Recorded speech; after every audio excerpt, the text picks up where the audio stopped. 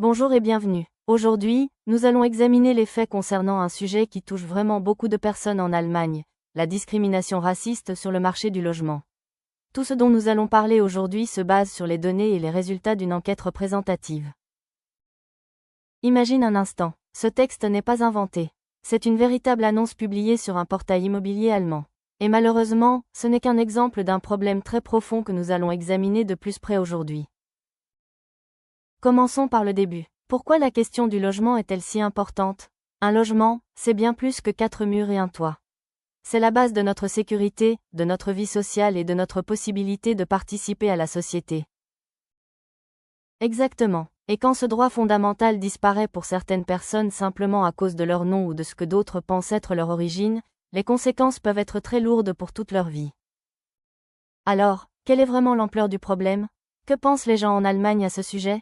C'est exactement ce que l'étude que nous examinons ici a voulu analyser. Plus de 1000 personnes dans toute l'Allemagne ont été interrogées. On leur a demandé simplement, selon toi, à quelle fréquence cela se produit-il? Et la réponse est assez claire. 83%. Il faut vraiment prendre le temps de réfléchir à ce chiffre. Une immense majorité des personnes en Allemagne est convaincue que la discrimination lors de la recherche d'un logement est un problème fréquent. Et ce graphique parle de lui-même. Le marché du logement est considéré comme le domaine où la discrimination raciste se produit de loin le plus souvent, beaucoup plus souvent que, par exemple, dans les transports publics ou à l'entrée d'une boîte de nuit. Quittons maintenant la perception générale et regardons les expériences personnelles, les histoires réelles qui ont été documentées dans l'étude. Et ici, la différence devient très claire. Les personnes ayant une origine migratoire vivent cela plus de 2 fois plus souvent.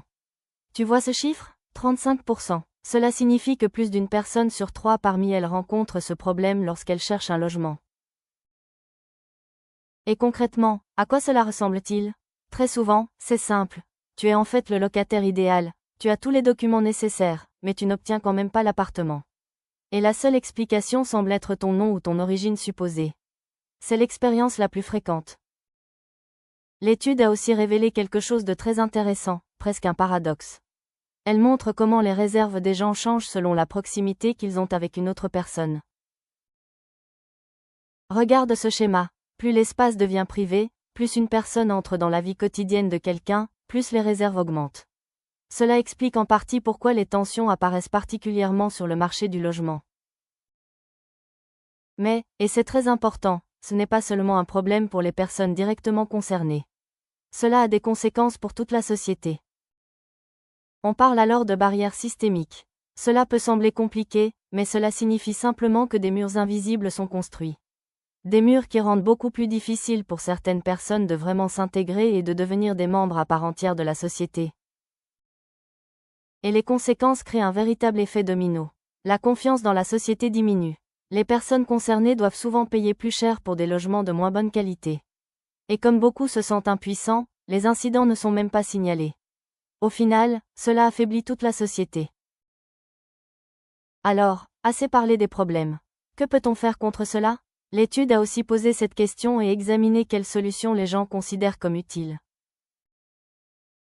Et ici apparaît déjà un premier obstacle important, le manque d'information. Imagine, presque la moitié de la population en Allemagne n'a jamais entendu parler de la loi la plus importante contre la discrimination, la loi générale sur l'égalité de traitement, AGG. Presque la moitié. Il n'est donc pas surprenant qu'une majorité claire, 58%, disent que les mesures de protection actuelles ne sont tout simplement pas suffisantes. Et voici maintenant la bonne nouvelle. En ce qui concerne les solutions possibles, presque tout le monde est d'accord. Regarde ces chiffres, 97% soutiennent la construction de plus de logements sociaux. 96% soutiennent des formations pour les propriétaires et les agents immobiliers. Et une large majorité soutient aussi une meilleure aide pour les personnes concernées. La volonté politique de changement bénéficie donc d'un fort soutien dans la population. Les données sont donc claires. Le problème est réel, les gens le voient et les solutions ont un large soutien. Au final, il ne reste qu'une question que nous devrions tous nous poser. Aujourd'hui, nous avons présenté une enquête menée par l'Agence fédérale allemande de lutte contre la discrimination en 2020. Tu as des questions ou des suggestions de thèmes? N'hésite pas à écrire à youtube@empowermigra.com. Empower Migra, comprendre commence par écouter.